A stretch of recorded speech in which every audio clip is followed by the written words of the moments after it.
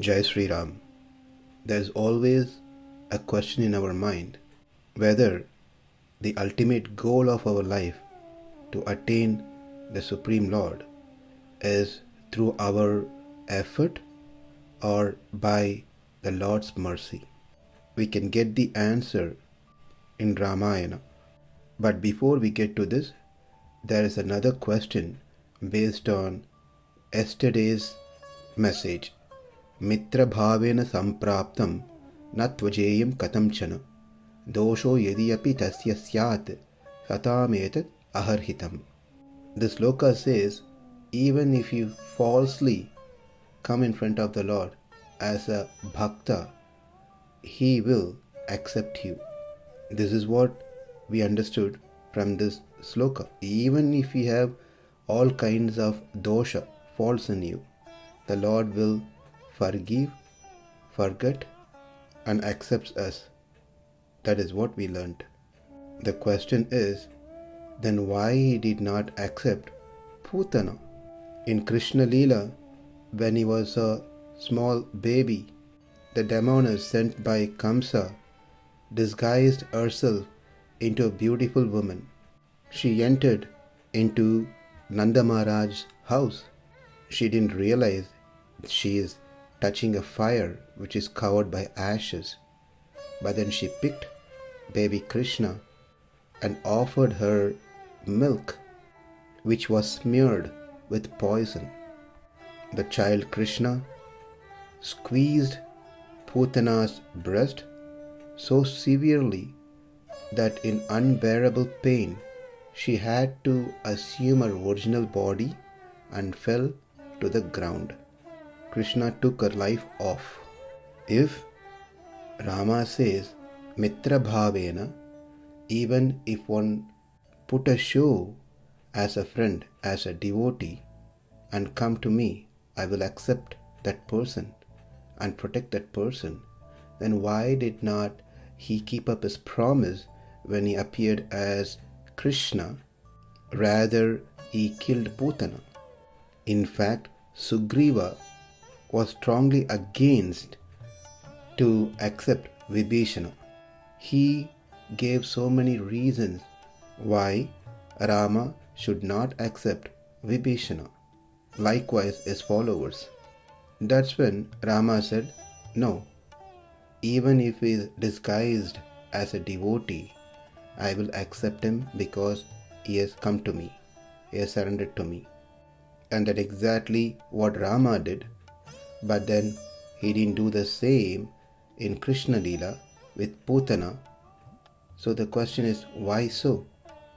The great saint by name Periyavachan Pillai, around 800 years back, raised this question himself and gave the answers as well. He says clearly that what Rama mentioned is not people like Putana. What Rama said was, even if Vibhishana is not up to the mark of a devotee, even if he doesn't have devotion, but he surrenders to me, I will accept him. Rama did not mean that I will accept Vibhishana if he had bad intentions. Why would Rama go to that extreme of accepting someone as a bad intention into his army, knowing very well such person will cause disturbance to his soldiers, his followers, his servants? Why would Rama risk his devotee's life by accepting someone who's coming with a bad intention? So the meaning of what Rama said is, even if one comes in the name of devotee, but he is not a Uttama Bhakta, he is not like great Goswamis, Arvars and saints, still I will accept that person. He never said, even if that person is an enemy of mine, enemy of my devotee, I will accept him. So, if Krishna had to accept Putana, that means he has to let Putana kill him. Again, this is for the sake of argument. then what will happen to gopis and gopas, Mother Yashoda, Nanda Maharaj, and others? They all will give up their life. For that reason, Krishna would never allow such things to happen. So let's be clear. When Rama says that he accepts even if one put a show of a devotee and come, doesn't mean that he accepts people like Putana. What he intend to say is that even if we don't have that Uttama Bhakti, we are just a beginner in the Bhakti program, but accept Lord Rama and surrender to him, he will accept us. That is the message. Now let's address today's question. We attaining God, is it due to our own effort or it is due to the Lord's mercy? For this, we are going to refer Canto 5, that is Sundara Kanta, and Sarga 1. It was decided that Hanuman will go to Lanka to find Mother Sita, and Rama gave his ring to Hanuman to prove himself as the messenger of Rama when he meets Mother Sita. Hanuman then climbs the Mahendra mountain and decides to travel on the sky to cross the ocean. Tato Ravana Nitaya Sitaya Shatru Karshanaha Yesha Padaman Veshtum Charna Charite Pati. He got set ready in search of Sita, who was taken away by Ravana. Anjalim Pranmukha Kritva Pavanayat Mayonayo Tato hi Vavrte Gantum Dakshino Dakshinam Disham. Then he turned towards east, saluted his father, the Lord of Wind, and increased his body to go towards southern direction.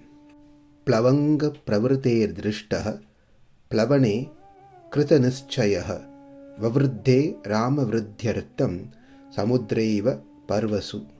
This is the sloka for our attention.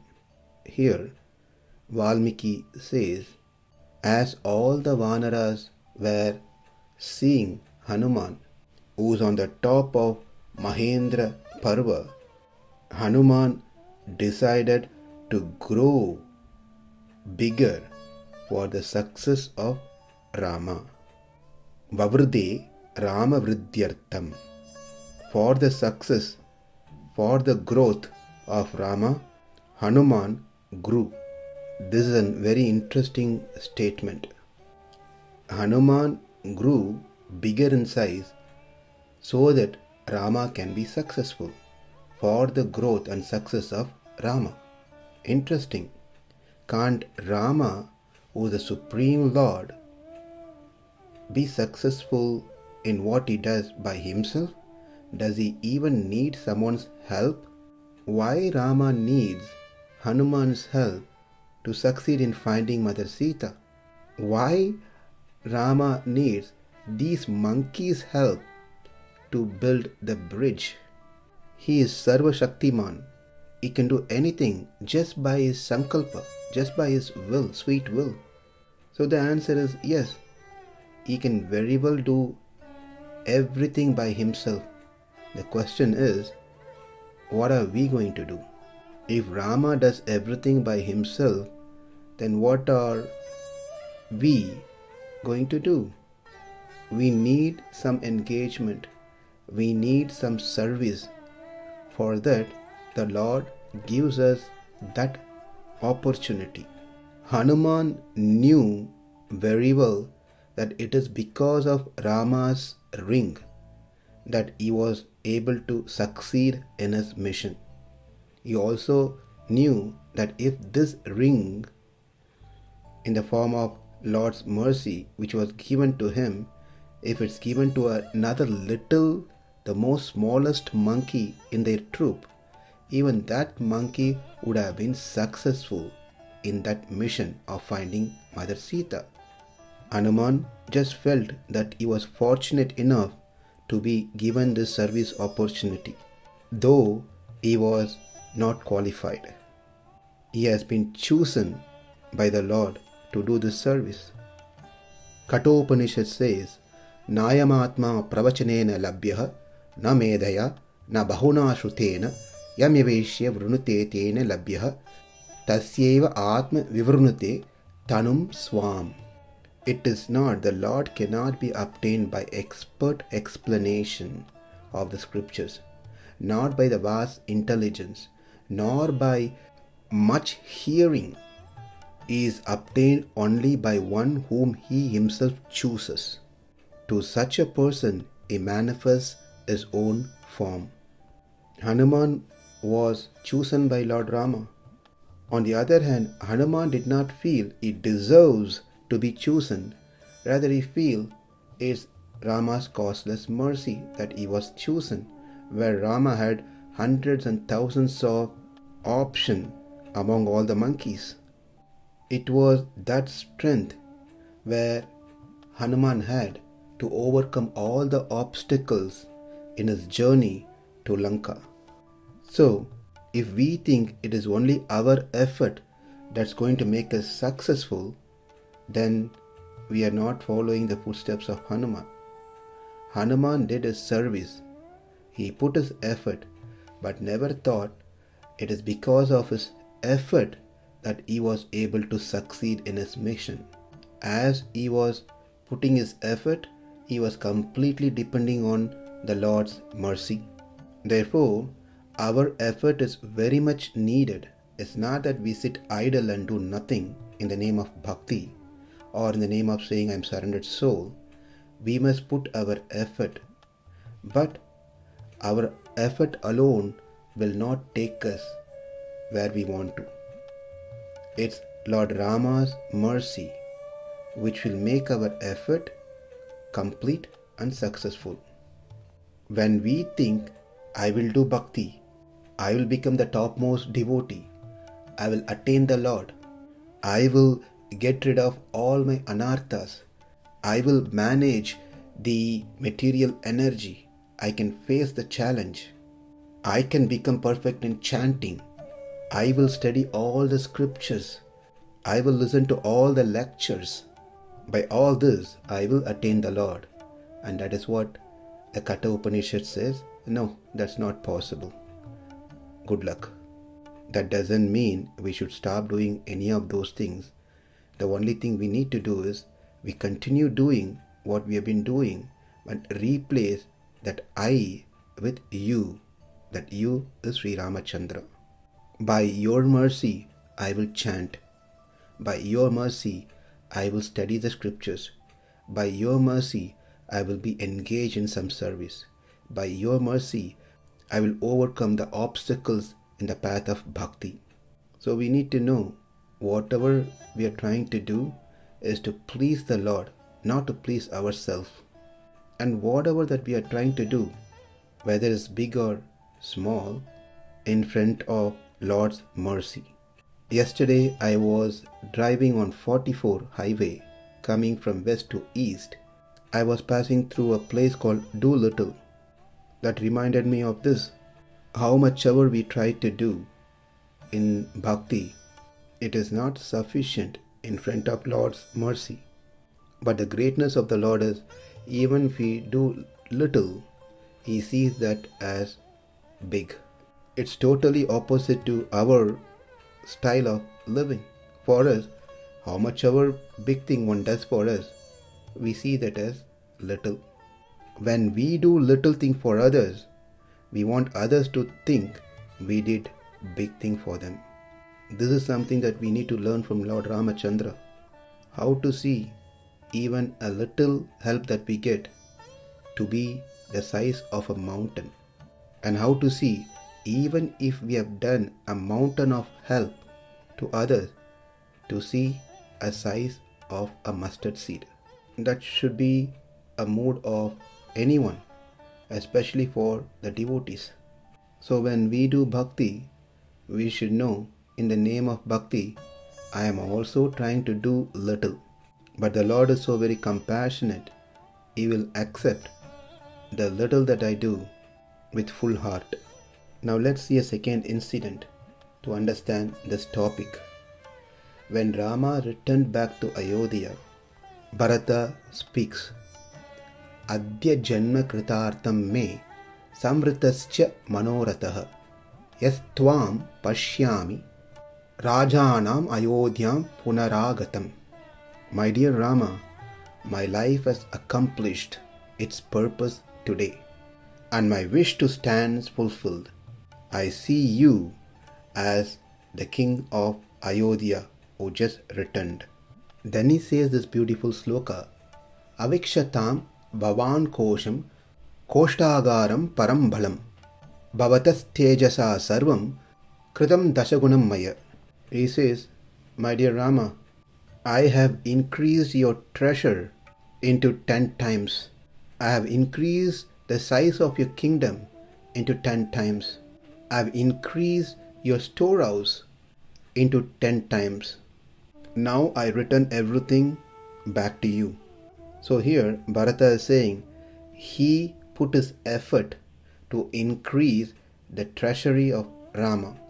He put his effort to increase the kingdom of Rama. He put the effort to increase the storehouse of Rama.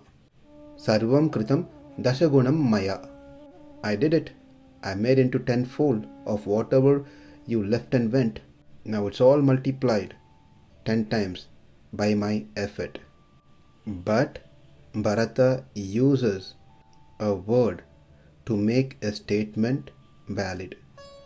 Bhavatas Tejasa. That's a key word in this sloka. This is from Yuddha Kanda, Sarga 127, Sloka 55. Bhavatas Tejasa means by your causeless mercy.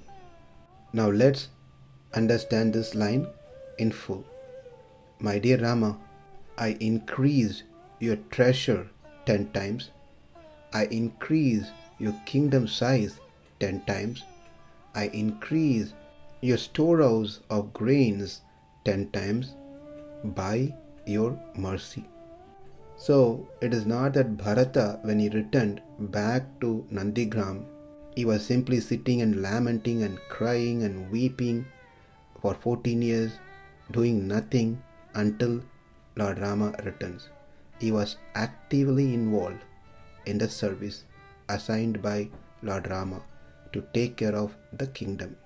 He was doing that with full enthusiasm in separation of his brother, because he knows that is what Rama wants him to do, to take care of the kingdom, to protect the citizen. So he did it. But he did it in a humble mood of a servant, not having any personal agenda, not for his own pleasure, but for the pleasure of Lord Ramachandra. So from these two incidents, one from Hanuman, another one from Bharata, we can understand very well that the effort is ours. Whatever we try to do in bhakti must be a service to the Lord for His glories, not for my glories, not for my pleasure, but for His pleasure. The Lord really doesn't need anyone's help, but He descends into this world in various forms to give us that opportunity to serve Him. He can eat Himself. He doesn't need a cook like us, but He lets us cook for Him. He doesn't need archanas and any of those worships from people like us. When He has great Nityasuris, the eternally liberated Atmas in the spiritual world, but He still let us do it. So, Hanuman increased his body size for the success of Rama. Bharata increased the wealth of Ayodhya for the success of Rama. And such acts pleases the Lord. When we do acts in such a way the Lord is pleased, then we will become the chosen ones.